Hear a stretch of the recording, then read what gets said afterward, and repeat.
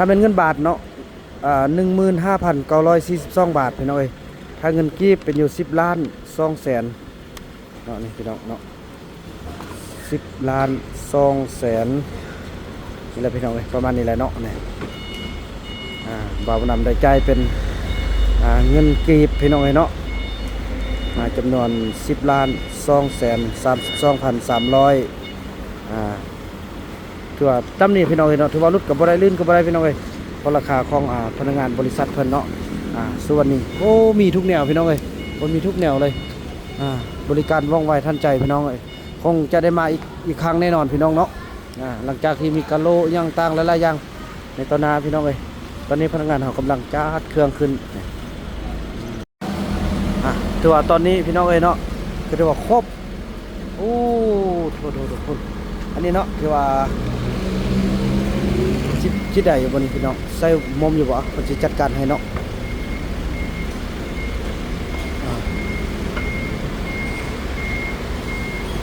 ดูเห็นอีแม่แล้วนี่อันนี้คือได้ยินแต่เสียงกันพี่น้องเอ้ยเนาะโอ้ยโดยแม่โดยแม่ถือว่าคนเป็นที่เรียบร้อยจำนวน2 อันพี่น้องเอ้ยเนาะนี่โอ้งามๆเลยตามที่ทางย่าแม่เฮาได้ส่งรูปมาเนาะก็ถือว่าอัน1 ล้านป่ายพี่น้องเอ้ยเนาะอัน1 ล้านป่ายกระทึกอยู่3 ล้านป่ายพี่น้องเอ้ยแต่ก็ยังเหลือน้อยนึงเนาะก็ว่าบ่าวบุญนำก็ได้ไปโปะใส่ซื้อบล็อกของบ่าวบุญนำหั่นเนาะแม่เนาะจังได้ก็ตังช่วยเหลือลูกแกเนาะคิดที่ไปหั่นเลยคิดที่ไปแม่นบ่สิคิดที่ไปอย่าเอาคิดที่ไปดูมันให้5ดีพ่อมาให้ลูกเด้สิไปเราไปมันให้5ดีขอบใจ FC ผู้มีน้ำใจแบ่งปันเหมือนฟ้าบันดาลให้สร้างรายการนี้มาสวยเหลือคนทุกข์คนจนหรือคนด้อยกว่าด้วยแห่งศรัทธาบุญนำพาได้มาร่วมทาง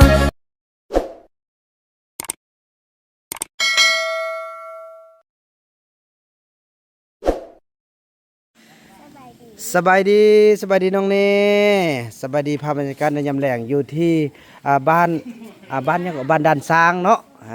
พี่น้องทางนครหลวงจันทร์โดยเฉพาะตอนนี้ก็คืออยู่ที่เฮือนของพ่อสมพรและกระทั่งแม่สี่เนาะนี่สบายดีแม่ภาพบรรยากาศตอนแรงโดยสบายดีพ่อโดยก็ถือว่ามื้อนี้ก็เป็นมื้อนึงที่อบอุ่นพี่น้องเลย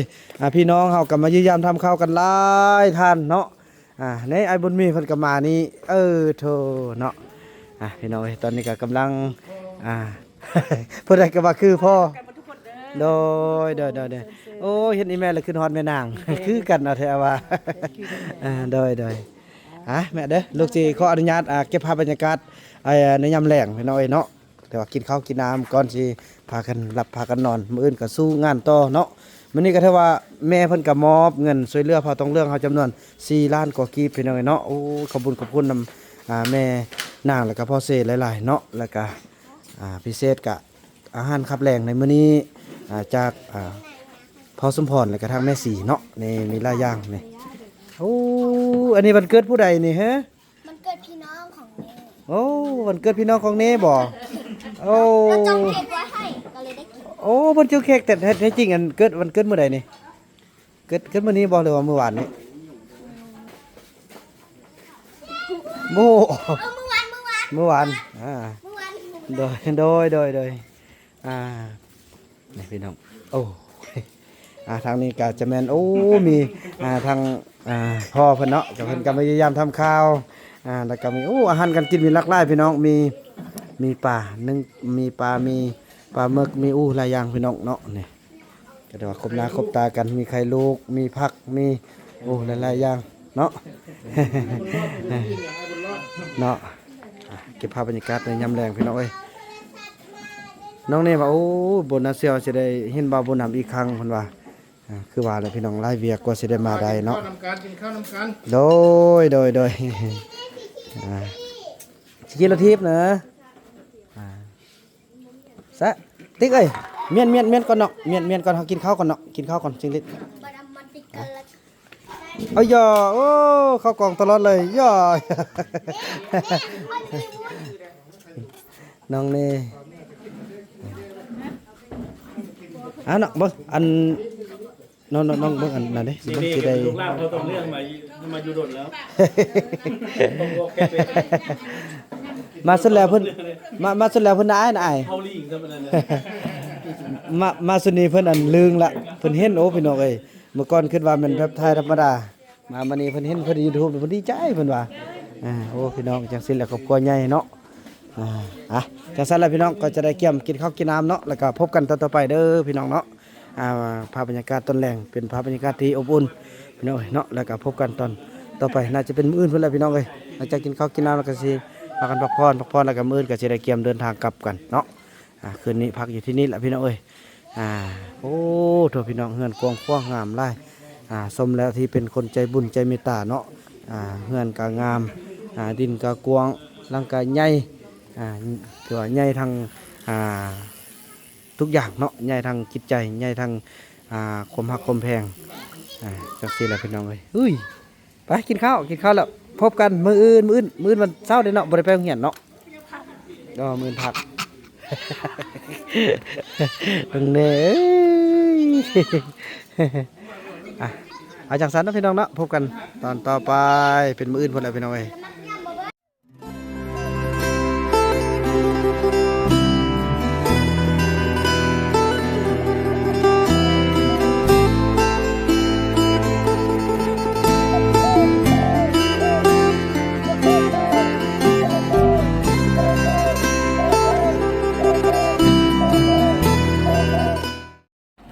เฮ้ยเป็นจะได้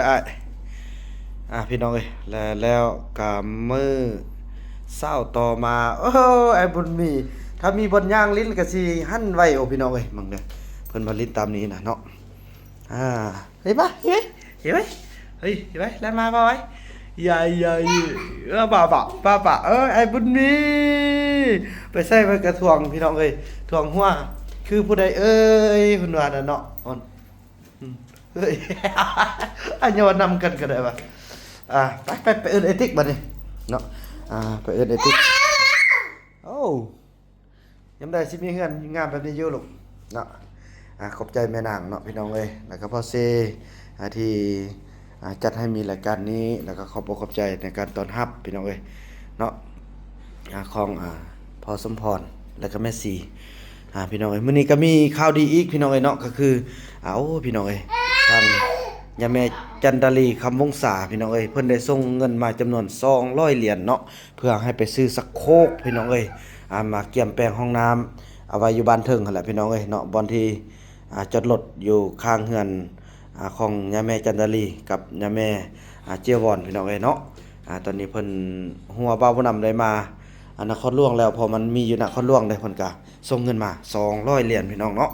เพื่อจะซื้อสักโคกกันพี่น้องเอ้ยพบกันตอนต่อไปเนาะพอไปปลุกอันซาวติกแล้วเนาะเมื่อกี้เนาะก็เตรียมเครื่องกันออกเดินทางกันกลับบ้านกันแต่เช้ากันมื้อนี้เนาะ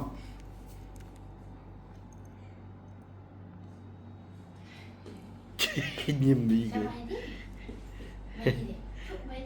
สบายดีเด้อเป็นบ่เด้อสบายดีโอ้ยกินแต่ปมือหันเฮ้ย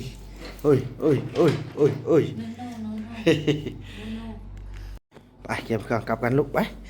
ยังออกไปเลยเฮ้ยไปออกไปลูกเก็บกลับบ้านเฮาปิดไฟมันเนาะไปเอิ้นสติ๊กออกมาป่ะเต็มละเต็มตัวไปบอกเพิ่นไปยืนรถท้าเด้อสิโอ้ยไอ้บุญรอดก็มาแล้วโอ้ยอันนี้เสียงดังแท้เพิ่นเฮือนตัวเองนี่สติ๊กแต่งตัว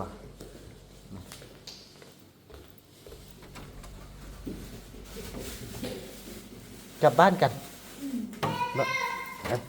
แล้วปิดไฟตัวนี้เด้อนี่ปิดเลยแล้วเนาะโทรศัพท์เอามานำเด้อนี่อันกระเป๋าอย่างต่างโ โอ้เพิ่นเพิดนี่ยังเพิ่นเพิดเขาพี่น้องเอ้ยอุ้ยเพิ่นเพิดไอ้บุญรอดนี่ หลอดคุณล้มน่ะ จับไปเนาะจับไปหั่นลุกไปท้ายอยู่รถแล้วก็แล้วอัดตู้เด้ออ่ะไปโทรศัพท์ตกโอ้พี่น้องโกงควงเนาะเฮือนเฮาบ่เป็นเฮือนเฮาเด้อเฮือน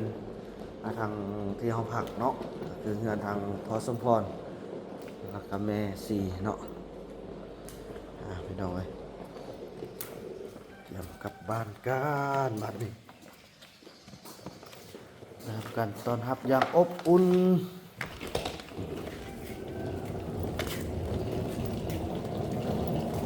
อันนี้ก็เป็นกาแฟที่แม่จันตลีคำพุกษาเนาะสบายดีตอนเช้าพ่อสบายดีโอ้เดยนักเติบกันเนาะ เดยไอ้บุญรอดโอ้จะได้โทรหาแม่นางกับบริโทรหาจับโอ้เพิ่นกำลังลมอยู่เนอะจะได้ไอ้บุญรอดฮะจะได้ถือว่าจังสันแล้วพี่น้องเนาะเกี่ยมคนเครื่องขึ้นก่อนพี่น้องเลยแล้วก็เกี่ยมกินข้าวกินน้ำแล้วก็กลับบ้านกันพี่น้องเลยเนาะโอ้น้องเน่บ่ได้ตื่นฮะติ ตื่นขึ้นมาบ่เห็นแล้วเนาะ เพิ่น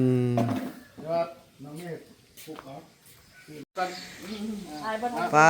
โทพี่น้องเอ้ยเนาะแล้วเฮาก็กินข้าวกินน้ำแล้วก็เตรียมพร้อมจะเดินทางโดยเนาะถือว่าขอบอกขอบใจนำทางพ่อสมพรแล้วก็ทางเมสซี่เนาะสบายดีนี่สบายดีเนาะก็ถือว่าลูกหลานก็สิได้กลับบ้านกลับเมืองก็เด้อพ่อแม่เด้อโอกาสหน้าพวกโดยโอกาสหน้าเนาะยินดีต้อนรับ โดยดีใจหลายพี่น้องเอ้ยเนาะนี่ให้บุญรอดเพิ่น ดีต้อนรับติกิกันเด้อมาน่ะเด้อมาหน้ามาหยาดดีเด้อขอบใจอีพ่ออีแม่ได้ทุกอย่างขอบใจเด้อขอบ โดยเป็นยัง ได้นอนห้องแอร์เด้เนาะ เงินให้ ขอบใจเพิ่นนบขอบใจไอ้บุญรอดนี่อีไม่เอาเงินโดยขอบใจพ่อขอบใจแม่เนาะที่ว่า ใจมันส่วนพอดีนะ โดยนี่โอ้พี่น้องเอ้ยเนาะดีอกดีใจเนาะนี่พี่น้องเอ้ยดีใจ มานัดมาหยาดกินข้าวอิ่มแล้วบ่ ดูกินอิ่มขนาดเลยเพิ่นก็ฮ้อของอยู่ของกินให้กินได้พี่น้องเนาะให้บุญนำใส่น้ำมันรถกลับบ้านเด้อบุญนำเด้อ โดขอบใจแม่หลายๆเนาะขอบใจเด้อพ่อขอบใจหลายๆสำหรับค่าน้ำมุกน้ำมันการเดินทางเดินหน้าท่านน่ะก็มีหยังก็คันใดไปทางนั้นก็ไปพยายามทำข้าวลูกเด้อโดยแต่ว่าไปเฮือนพวกลูกอันฮักยังอันเป็นป้าได้เฮ็ดบ่ล่ะยังอยู่ปูอยู่ป้าอยู่โดยแม่ อันแม่กระเป๋าให้ลูกกันให้แล้ววะ เพิ่นลูกเอาไปไว้ในเฮือนล่ะบักงามแปลว่าเป็นกระเป๋ามาแต่ออสเตรเลียเนาะโอ้พี่น้องบักงามพี่น้องเอ้ยเดี๋ยวได้เบิ่งสาวมุกลูกสาวนกเพิ่นนั่นเนาะโอ้ญาติน้องไปเมียนมั้ยมื้ออันลูกลิ้นแหละเงินน่ะพอเพิ่นอ๋อโดบ่ได้นั่นบ่ได้ลูกบ่แม่นเกียร์เด้เงินก็จังซั่นเนาะแม่เนาะพวกเราก็จะเดินทางกลับก่อนโดยโอ้น้องนี่บ่ทันตื่นโดยแม่นี่บ่ได้ปุ๊กคนแหละมื้อนี้วันเสาร์เด้เนาะเอาลูกเอาเงินไว้แม่นี่ไปเอาแม่บ่ได้เด้เนาะนั่นน่ะน่ะบ่ไอ้พ่อเอาเงินโอ้บ่ได้โอ้เสียดายได้เงินเป็นแสนน่ะบ่มันของบ่ให้มันเด้อบ่ให้บุญรอดเด้อเฮียนเฮ็ดเท่านั้นพี่น้องจากสันเนาะบ่าวรำจะขออนุญาตไทยหุ่นไอ้พ่อไอ้แม่ก่อนพี่น้องเนาะเดินทางกลับกันบัดนี้เนาะพี่น้องเนาะเพิ่นก็มอบเครื่องนุ่งห่มเครื่องอยู่ของกินหลายอย่างพี่น้องเอ้ยเต็มรถเลยเนาะไปนี่ก็จะได้ไปแวะซื้อสักโคกที่ได้รับการช่วยเหลือจากงาแม่จันดาลีคำมงษาอีกพี่น้องเอ้ยเนาะนี่เพิ่นมักไขประตูให้โอ้มันฟ้าลมดีเลยมื้อนี้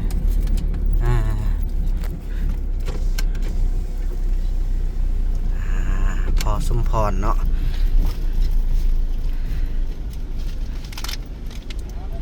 โดยลูกกลับก่อนเด้อพ่อเด้อโดยขอบใจพ่อหลายๆพ่อโดยพี่น้องเอ้ยเนาะโอ้เฮือนกวางควงกวางทางดินทางเฮือนกวางทางน้ำจิตน้ำใจพี่น้องเอ้ย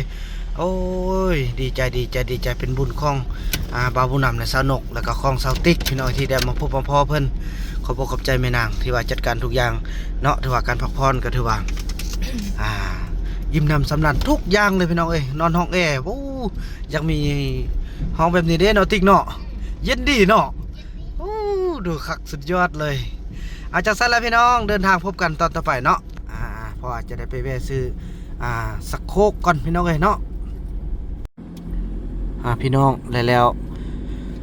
พวกเราก็มาฮอดบอนที่จะซื้อสักโคกเนาะโอ้ยขอบคุณเด้อทางแม่จันดาลีเข้าวงศาที่เป็นห่วงเป็นใหญ่เนาะนี่อันนี้เป็นห้านสุวรรณีพี่น้องเอ้ยเนาะเป็นห้านที่มีครบวงจรพี่น้องว่าเรื่องเครื่องคล้องเนาะ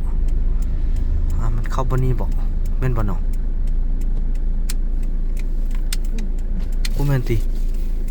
บ่แม่นบ่แม่นบ่ มองเดี๋ยวบอกไปทำมันก่อนเนาะอันนี้บ่เขาเป็นลูกเนาะเดี๋ยวมองมันเขียนว่าสุวรรณีเนี่ยน่าจะเป็นเขาตัวนั้นลูกได้เดี๋ยวทำมันก่อนเนาะคือแกสั่งแล้วเราต้องออกไปเป็นสีขาวน่าจะแม่นบ่แม่นเนาะ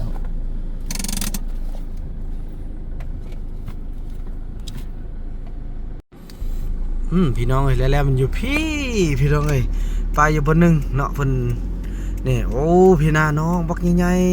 ๆนี่ทางเข้านี่พี่น้องเอ้ยเนาะนี่มีทุกแนวเลยพี่น้องพาสติกขึ้นห้างก่อนมื้อนี้พอดีอันนี้เอาเข้าทางนี้พี่เลยเนาะ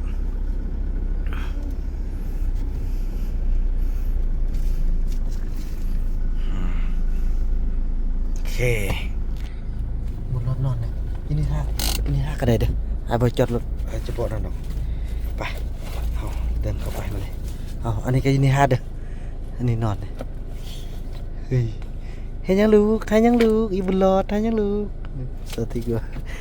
นอนบ่ต้องดินนะอย่าลุกตื่นอาจจะเข้าไปน้องบ่ต้องลงรถเด้อยินดีเด้ออาจจะบ่หมดรถเด้อหรือว่าหมดก็ได้เฮาเปิดแก้วเด้อเนาะนี่มันเย็นโพดพี่น้องไง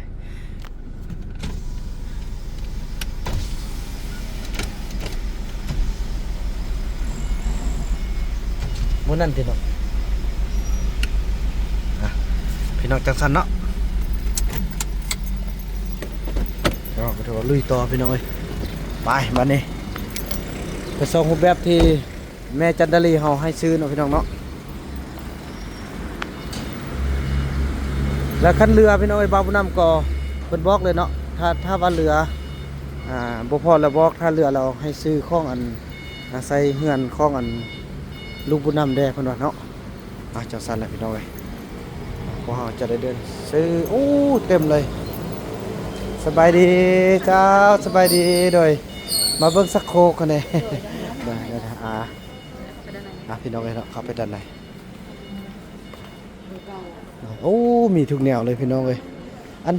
สักโคกอยู่ทางไหนอ๋อได้พี่น้องพวกอันนี้เย็บได้เลยบอกโอ้พี่น้องโซฟายังมีหมดเนาะตัวเลือกสักโคกเป็นสักโคกพี่น้องเลยถือว่าตอนนี้เนาะพี่น้องเลยก็จะร่วมบินที่ว่าได้รับการช่วยเหลือจากแม่เฮาแล้วก็พวกให้ทางแบบว่าซื้อไปใส่ทางเฮือนของบ่าวบ่นำพี่น้องเอ้ยเนาะอันนี้จะเป็นห้องนอนแล้วก็ห้องแขกจะมีอยู่2อันพี่น้องเนาะแล้วก็แม่เพิ่นช่วยมาพี่น้องถึกอยู่4ล้านปลายเนาะเนี่ยพี่น้องเอ้ยก็ถึกอยู่468.90เหรียญพี่น้องเอ้ยเนาะถึกอยู่10ปลายล้านพี่น้องเนาะ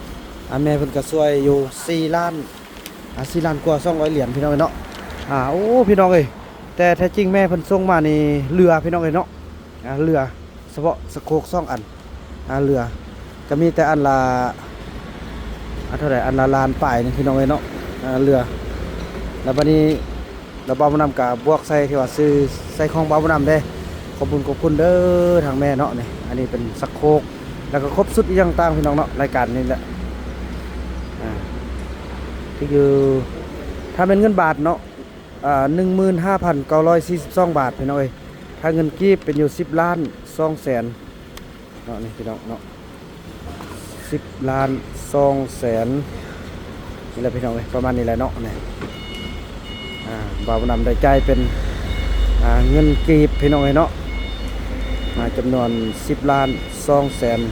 32,300ถือว่าตำนี้พี่น้องเอ้ยเนาะถือว่ารุดกับบ่ได้ลื่นกับบ่ได้พี่น้องเอ้ยเพราะราคาของพนักงานบริษัทเพิ่นเนาะส่วนนี้โอ้มีทุกแนวพี่น้องเอ้ยคนมีทุกแนวเลย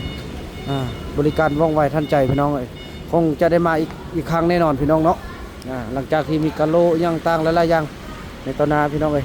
ตอนนี้พนักงานเขากำลังจัดเครื่องขึ้นตัวเครื่องไล่เด้พี่น้องเอ้ยสะโคกนั่งกับซองสุดเอาไว้ห้องนอนเบาบุนำ1สุดเอาไว้ห้องน้ำฮับแขก1สุดแล้วก็ตัวรุ่นต่ำพัน3อันพี่น้องเอ้ยเนาะทางแม่เพิ่นเอาไปไว้อยู่บ้านพอต้องเหลือง2สุดนี่พี่น้องเอ้ยแล้วก็อยู่ไว้อยู่บ้านเบาบุนำ2สุด1เนาะรวมกันว่ามันครบเลยอันนี้มันรุ่นต้นตั้มเนาะอันนั้นขออนุญาตเบิ่งเด้อขออนุญาตเบิ่งเลยอ๋ออันนี้เป็นชุดสโคกอยู่ติเป็นชุดทหารอีก อ๋อยังประกอบ อ๋อยังตึมบินหนึงพี่น้องเอ้ยเนาะยังตึมสุดหนึงอันนี้มันมีแต่สุดสโคก2อันเนาะโอ้คือว่าถูกอัดยัดเลยพี่น้องเอ้ยบ่จักเครื่องบริจาคบ่จักยังทุกแนวเลยได้มาแล้วมันเอาอีกพี่เลยพี่น้องพออยู่ทางสัญญาบุรีเฮามันบ่มีพี่น้องเอ้ยเนาะของดีของแท้นะของแบบทันสมัยนะได้มาพี่แล้วก็เอาเลยพี่น้องเนาะตอนนี้เพิ่นกำลังจัดให้มีใบคูปองได้พี่น้องเนาะรุ่นโศกรางวัลที่1กับคำ2สลึงพี่น้องเอ้ยเนาะได้อยู่20กว่าใบได้พี่น้องเอ้ยโอ้มีโอกาสได้ขอให้ถึงรางวัลที่1เด้อเนาะโดยเอาเข้าทางไหนก็ได้ไอ้เข้าทางนี้ไอ้มันทางนั้นมีคนเข้าทางนี้เจ้าสันโดยแม่แหละพอเครื่องพอนั้นเมื่อเทื่อพี่น้องเนาะยังบล็อก3หน่วยบล็อกรุ่นต่ำเนาะพอเอาไปไว้บ้านพอต้องเหลืองจำนวน2เอาไปอยู่เฮือนเขาเบานำ1พี่น้องเอ้ยเนาะยังเติมอยู่3อันยัง3อันเนาะไอ้เนาะเขาอยู่เนาะโดยโอ้ยังจะได้ไปแวะเอาเครื่องอันของแม่คำยอดตึ้มพี่น้องเอ้ยเนาะบ่ฮู้ว่าสิเอาไปได้สุดนี้บ่แม่ย่อมคำเนาะเพิ่นจะเอาเครื่องให้ตึ้มเดี๋ยวไปเบิ่งถ้าว่าบ่ทันเอาสุดนี้ก็เป็นสุดหน้าเนาะพี่น้องเนาะอาจารย์ซั่นแล้วพี่น้องพบกันต่อไปเนาะพี่น้องเนาะถือว่าตอนนี้พี่น้องเอ้ยเนาะก็ถือว่าครบโอ้โหอันนี้เนาะถือว่าจิตได้อยู่บนพี่น้องใส่มุมอยู่บ่เพิ่นสิจัดการให้เนาะ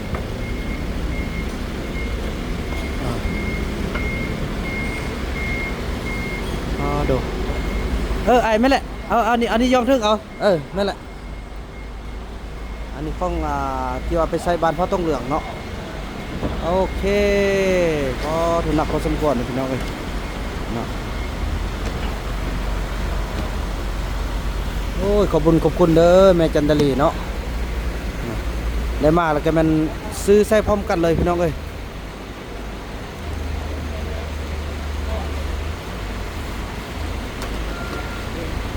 อันนี้ก็กาแฟแม่จันทลีเขาได้พี่น้องเอ้ยถึง10 ปลายล้านพี่น้องเครื่องใช้ห้องน้ำเนาะอันนี้เป็นรุ่นต่ำที่ว่าแม่เพิ่นส่งมาเนาะพี่น้องเนาะแล้วก็สิใส่อยู่เฮือนเบาบุญนำจะมี2ห้องเด้ห้องนึงจะใส่ตัวนี้แล้วห้องนึงก็สิใส่สะโคกสูงหันพี่น้องเอ้ย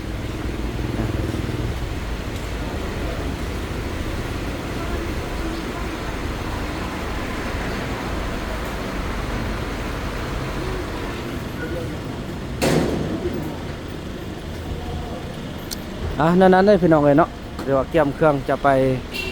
กลับบ้านกันคอยเดินทางหุ้นไอ้บนรถกันอยู่ในพี่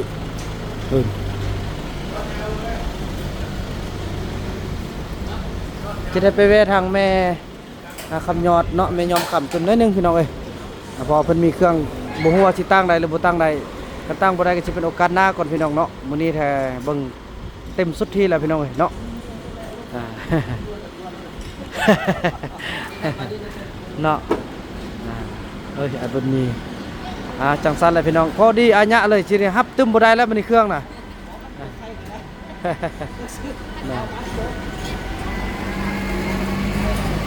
จังสันนะพี่น้องเนาะพบกันเดินทางกลับกันพี่น้องเอ้ยเนาะแต่ละระยะพี่น้องเอ้ยพี่น้องเนาะแล้วเฮาก็จะได้เข้ามาเยี่ยมยามครอบครัวหนึงเนาะที่เพิ่นเคยช่วยเหลือพี่น้องพอต้องเรือเฮามาได้ตลอดเนาะก็คือทางครอบครัวแม่ยอมคำบุปผาเนาะเอ้าเข้าทางนี้ได้พี่น้องเอ้ยพอตอนนี้กำลังก่อสร้างเนาะไอ้บุญรอดนี่มักให้แล้วมักให้แต่รถพี่น้องเอ้ยโอ้ลูกอีนูนนี่เนาะบ่ได้เรื่องเจ้าอันนี้มันเข้ามาอันนี้แต่บอกน่าจะเป็นเลนพาเลนมันเนาะโอ้กำลังก่อสร้างพี่น้องเอ้ยเนาะโอ้งามเด้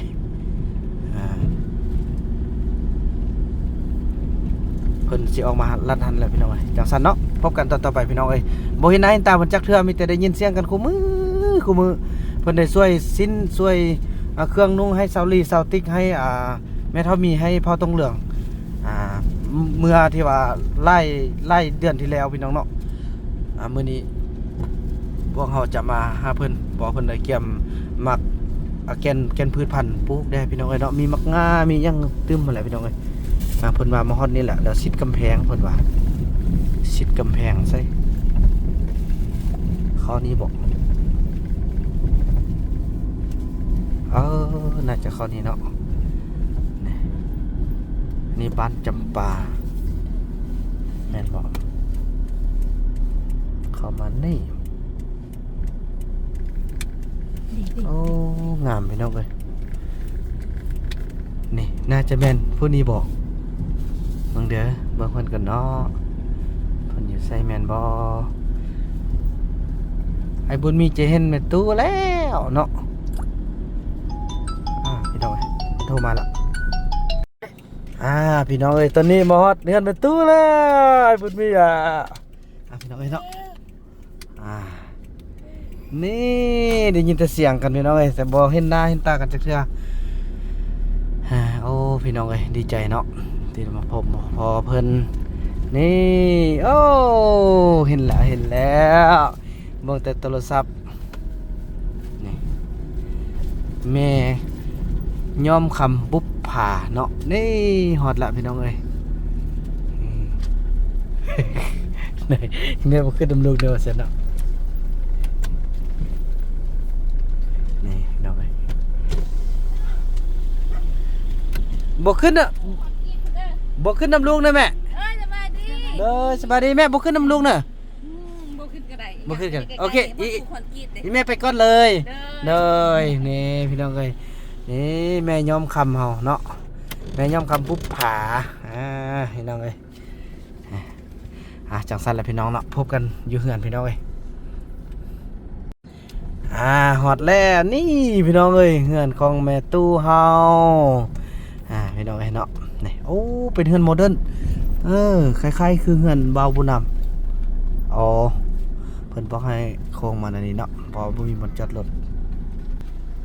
พี่น้องแล้วเฮาก็ได้จอดรถเป็นที่เรียบร้อยไปไอ้บุญมีเราไปหาแม่ตู้เฮา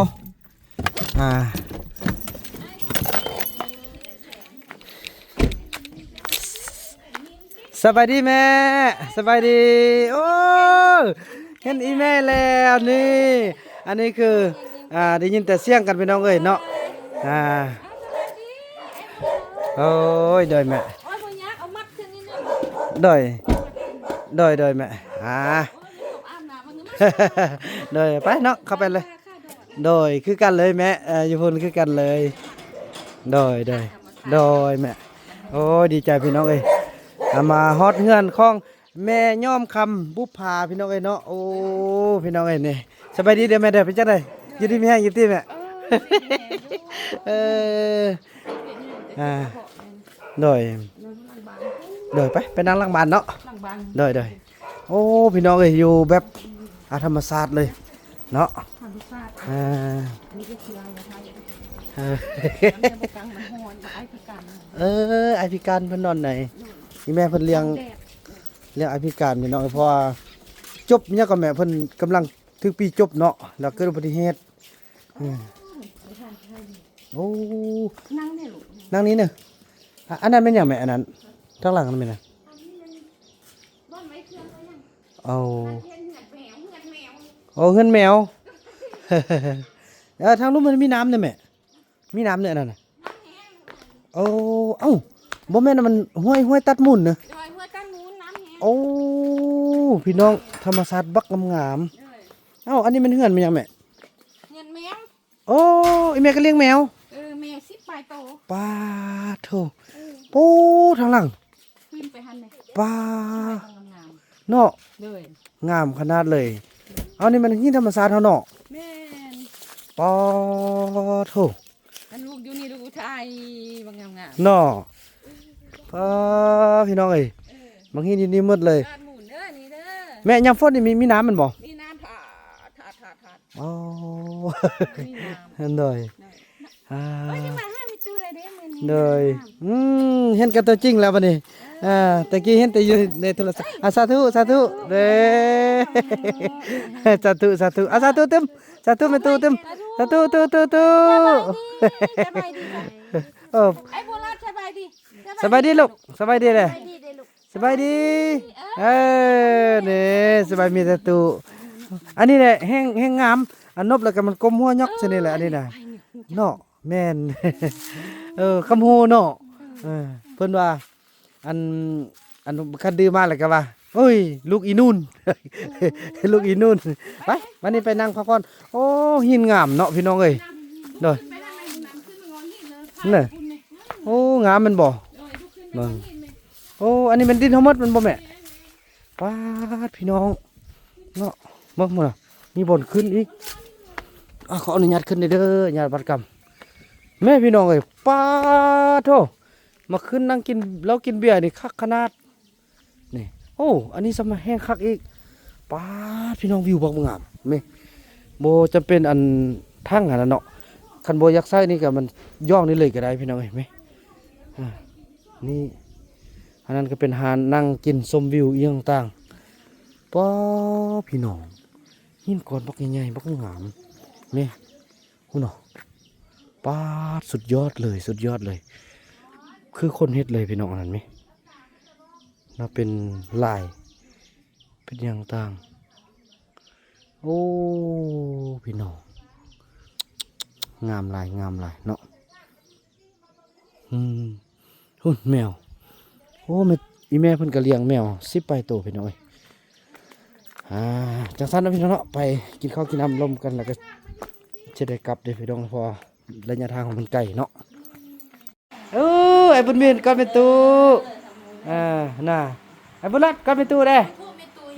ไอ้นู่นกดเป็นตู้ได้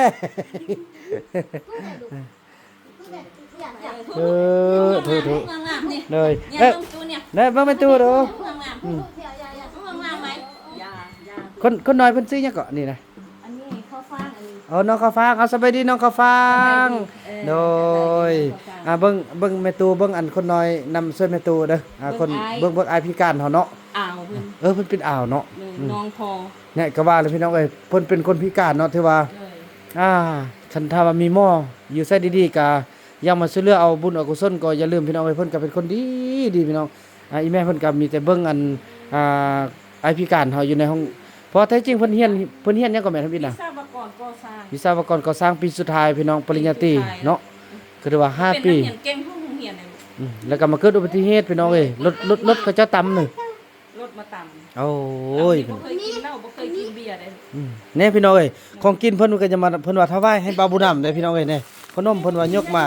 บาบุญนำบ่ได้ทำมาเบิ่งเนาะแต่ว่าจิตใจของเพิ่นกุศลพี่น้องเอ้ยเป็นคนผู้งามแต่เดินบ่ได้เป็นคนที่ช่วยคนเก่งเด้ น่ะเด้อ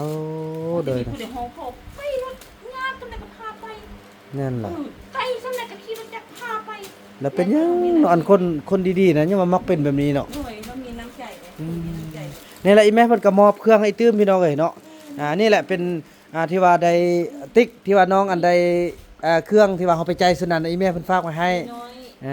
ให้น้อยที่ว่าน้ำใจแม่เด้อโดยแม่ น้ำใจยังคงเด้อ โดย แม่ แม่ บ่มีคือคนอื่น หน่อย มีน้อยถือว่ารวยน้ำใจ โดยแม่แหละอู้พี่น้องเอ้ยรวยน้ำใจอีหลีพี่น้อง เพื่อว่าร นี่ วยน้ำใจ เครื่องเพิ่นก็สิเฮาไล่แต่ว่ารถเฮาเต็มพี่น้องเอ้ยเนาะก็ดูว่าเอาซ้ำนี้ก่อนพี่น้องเพราะว่ามันรถเฮาเต็มอีหลีเนาะ เอิ้นให้ ให้ เบิ่ง ได้รวยเงินรวยคำ โด ได้รวย ย น้ำใจ ได้แล้วแม่ซ้ำนี้ก็อันนี้แหละคนเฮารวยด้วยน้ำจิตน้ำใจนี่แหละเงินค้ำซื้อบ่ได้แม่เอ้ย เลย จังซั่นเด้อข้าวฟางแม่น่ะแม่น่ะเนาะข้าวฟางสิได้กลับก่อนโดย ให้พวกเจ้าร่ำรวย โดยเช่นกันนี่แม่คือกันได้แม่สาธุเด้อ มีแหง โดย ฝากพวกเจ้าคุ้มครองเด้อ โดยแม่ ได้ก็ได้ เบิ่งเอาเบิ่งอันจับนี่ล่ะไทยฮู้ปั๊บนะอันแม่อันจับนี่มอบให้อันทางสาวนกลูกพายนกแม่นั่นไอ้เพิ่นมีเพิ่นจูบเบิ่งไทยฮู้กันนะบ่ได้ไทยฮู้จักเทื่อเนาะลงมาไทยฮู้เด้อไทยฮู้ไว้เด้อ1 2ไอ้บุญมีนี่ยิ้มสกองดีขนาดเลยเด้อแม่เด้อลูกสิได้กลับก่อนเบิ่งน้องนกจับแม่น้องนกพรมันมีสิ้นเด้จับไหมโอ้เห็นบ่เด้แก้วข้าวแล้วงามแล้วนี่ท่านลูกไปนำแม่น้ำผมยังมีที่สายอยู่ดอนบานก็เอาสายมาล้างแล้วเอาที่สายคู่เด้อมันจะข้าวโลด เดี๋ยวนี้ก็ข้าวแล้วกันบ่สูบยานี่ก็ข้าวแล้วเนาะโอ้เถอะน้องก็ได้ไปยิ้มอันเบิ่งตัวเองอยู่เว้นอยู่ห้องน้ำนี่ เอาที่สายมาใส่ถ้วยแล้วล้างให้มันใส่ก่อน ได้ ดินมันออกขนาด ได้ แล้วจับที่สายมาเอามือจับโซ่เดียวแบบนี้เลยเอาที่สายเป็นคู่ข้าวชั่ว เลย ข้าวชั่ว แม่เนาะแม่นั่นเนาะเด้อลูกกลับก่อนแม่เด้อขอบใจแม่เด้อขอบใจแม่เด้อเอาข้าวฟังโดยสาธุแม่ตู้เด้อนั่นแน่แม่เด้อแม่ลูกกลับก่อนแม่เอ้ยขอบใจลูกฮู้ทางแล้วบัดนี้มาแล้วลูกสิมาแวะลิ้นน้ำโดย หนักได้ลูกเด็กขึ้นไปถึง จังสั้นพี่น้องเอ้ยเนาะโอ้เอาเอ้ยเด้อเพิ่นเอาให้เนี่ย มีชิ้นหลายแบบ โดยมันเอาลูกก็สิได้ไปปั้นให้เขาเจ้าเนาะโดยแม่บ๊ายบายแม่โดยเส้นทางมันใกล้ได้นะแม่เนาะโดยมื้อนี้ก็เขาเจ้าจกน้องป่าทายพุ่นละมื้อนี้น่ะตามกันนัดแล้วลูกก็บ่ได้โทรหาเขาหรอกว่าเขานบนี่ ว่ามังงาไหนเด้อ โอ้มังงาโอ้ต้นมังงาแบบนั้นอีแม่ แม่เอาให้เจ้าดู อยู่ไหนแล้วมันบ่โอ้ ลูกไปว่านั่นบอลขู่แห้งงาม โดยมังงาดำแม่นบ่แม่ งาด โอ้ ำ โดย แกนมีแกนมาบวชรวมใจเอาเด้อ โดยขอบใจแม่เนาะโดยแม่บ๊ายบายแม่บ๊ายบายไปบ้านนี้กลับก่อนพี่น้องจังสันเนาะให้แม่ตุ้ยยังอยากอุ้มอยู่ โอ้ยจังสันแล้วพี่น้องเดินทางพบกันต่อไปเนาะเดินแม่เด้อบ๊ายบายเด้อแม่เด้อโดยเอาบ๊ายบายไอ้บุญมีกับบ๊ายบายเนาะโดยแม่โดยแม่แหละพี่น้องเอ้ยเนาะจังสันแหละก็ได้ว่าจะได้เดินทางกลับกันขอบใจทางแม่ยอมคำบุปผาเนาะเฮ้ยจังไดเป็นห่วงอยากลิ้นแม่ตูเนี่ยเอากันหน้ามายำแม่ตูไม่เนาะที่วันนั้นนะพี่น้องเนาะที่ว่าเดินทางพบกันต่อไปเนาะพี่น้องเนาะถือว่าทำผสมแล้วก็ได้เดินทางมาฮอดที่บ้านแล้วพี่น้องเอ้ย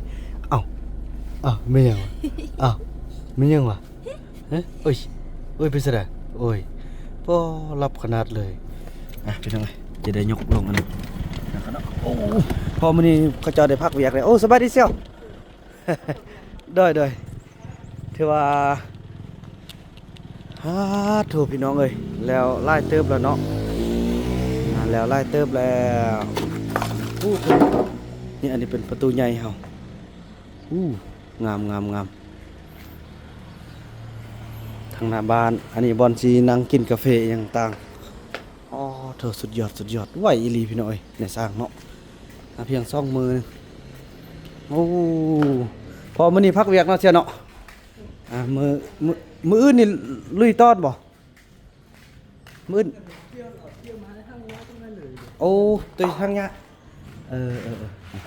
อันนี้เป็นห้องน้ำพี่น้อยอันนี้จะใช้อันเป็นสะโครกต่ำอันนึงแล้วก็สะโครกสูงอันนึงเนาะผู้ใดเข้ามาใส่แบบใดก็เอาแบบนั้นเลยนะพี่น้องโอ้ว่องไวอันนี้ก็จะเป็นเฮ็ดอันประตูเนาะประตูแก้วเลื่อนใส่ ทุสุดยอดละ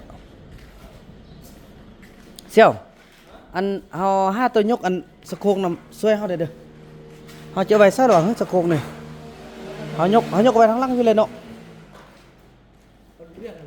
เอาตัวเวียงมาเลยแล้วไปแล้วก็เอาให้มันแล้วเลย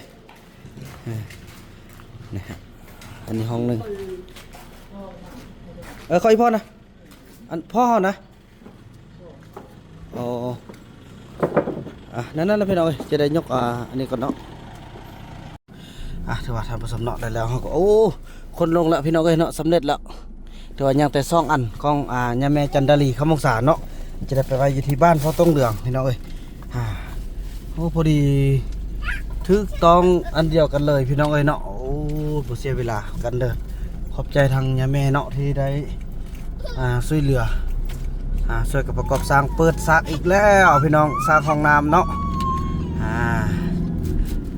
เรียนมีแขกจิพยายามพี่น้องเขาเจ้าโทรเขาเจ้าฮู้จากบ่าวบ่นำเลยว่าบ่าวบ่นำไปนครหลวงเวียงจันทน์เนาะเขาเจ้าโทรหามาแล้วบ่กันฮอดแล้วสิพากันไปยามพอต้องเหลืองไปช่วยเหลือต่างๆเนาะพี่น้องเนาะจังซั่นแหละแล้วพบกันต่อไปเกี่ยมไปรับแขกพี่น้องเนาะนี่ก็บ่เป็นยังบุญรอด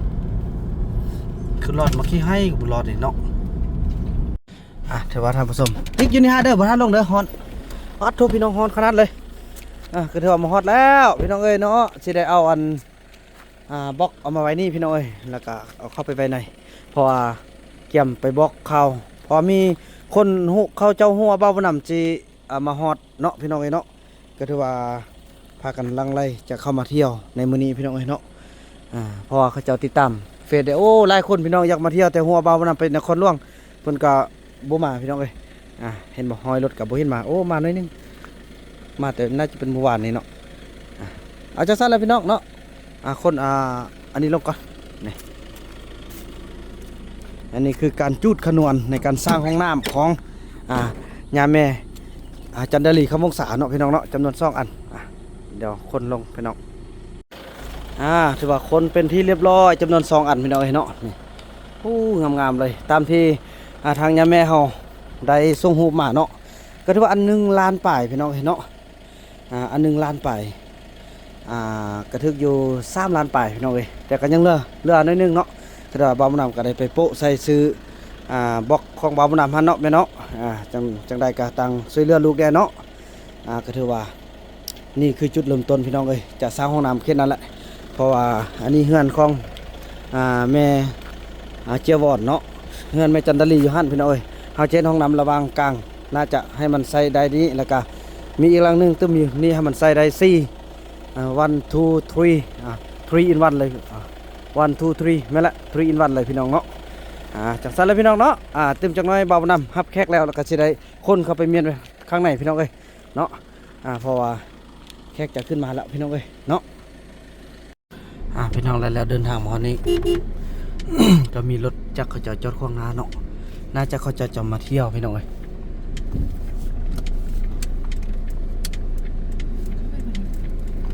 หมดเลยเข้ามาละเข้ามาละจะมาเที่ยวเม่นคำนวณบ่โมเมนติไม่เท่าแพทย์ไม่เท่าแพทย์คือว่าคำน้อยมาเบิ่งแล้วนอนตีนใจกันเพิ่ง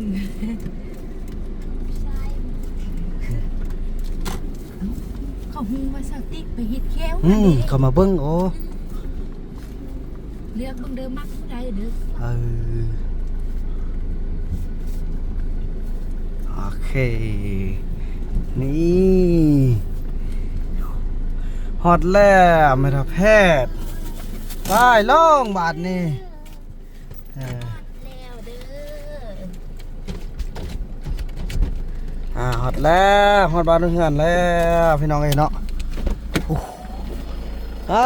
สบายดีมาทางใดเนาะนี่มาทางใดพุ่นใส่เห็นซาลี่บ่นี่เหรอ ได้ถือว่ามาฮอดเทิงแล้วพี่น้องอันนี้ก็ถือว่าจะได้คนเครื่องลงเนาะ มันจะได้โทรบอกทางเดี๋ยวเขาเจ้านั่นมาก่อนโอ้บางคนเป็นจะได้กันอยู่กันกินโอ้จะได้คำน้อยบ่มาเถอะบ่มาจะได้บ่ใครติโอ้บ่เป็นหยังบ่เป็นหยังกินหอดพี่น้องเลยเนาะกินหอดมาแล้วโอ้พัวไปใส่พัวไปใส่ตะละมันโอ้คักเคยเพิ่นไปตะละมันละติสิพูนตะละมันสบายดีเคยโอ้ตะละมันเ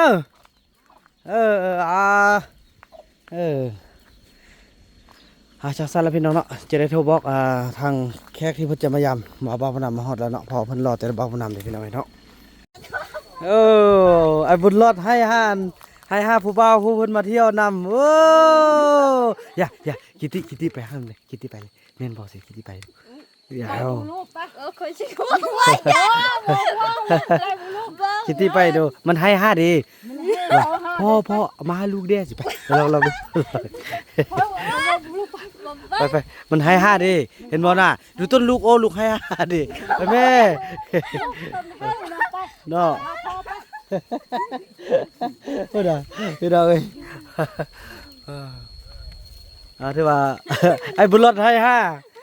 ให้ห้าพ่อเนอะพ่อตัวเองอยู่ป่าพูนพ่อตัวเองเนี่ยอันนี้คนผู้ลาวมาเที่ยวก็ถูกเมื่อตื่นจนนั้นแล้วก็จะได้คนเครื่องไล่เลยเต็มรถเลยมีซามมียังเอาไปย้ายกันสักเครื่องถ้าอันทับแค่แล้วก็เนาะมันไม่เครื่องข้างหน้าก็เต็มข้างหน้าก็เต็มข้างนอกก็เต็มโอ้บุญรอดให้ห้าผู้ใดเป็นพ่อบุญรอดเอาผู้นี้เนอะบุญรอดมาเลือกพวกโน้ผู้ใดเพิ่นให้ห้าพี่น้อยเพิ่นคิดว่ามันเบาบ่นำเนาะอันนี้แม่นมันหลายเครื่องเอานะครับเพิ่นนั่นอันนี้ก็แม่นมันอยู่ในรถก็แม่นโอ้ฮอดเนาะบ่สมัยนึงก่อน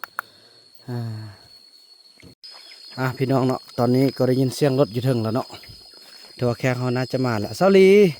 เนาะสาลีว่าแขกมาก็เขาจะมาไล่คนก่อนเด้ออยากรับกับแขกมากก็ต้องรับแขกเนาะเพราะว่าเดี๋ยวนี้ฮันสาลีอาการคือสีอันนั้นเนาะเคยเนาะเจ็บหมดอีกแล้วอาการคือสิเป็นแบบอันมีลูกเนาะตึมจะน่าจะเอาเครื่องมากวดพี่น้องพอทื่อซ่าก็บ่ได้พอมันแบบว่าคันนั้นก็มีแต่เพิ่นมาก็สบายดีอยู่เทิงก็ได้เด้อสบายดีอ้ายสบายดีเอ้ยจิเด้ออยู่ลุมพวกสิได้รับเองนี่เพิ่นมาเทิงแล้วดังมาแล้วเนาะทั่วรถอันให้จอดได้เทิงพี่น้องเนาะ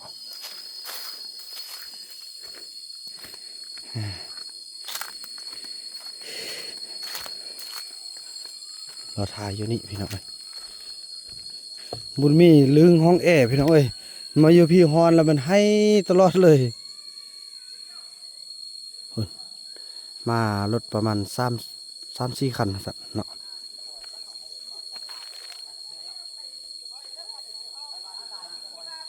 มาแล้ว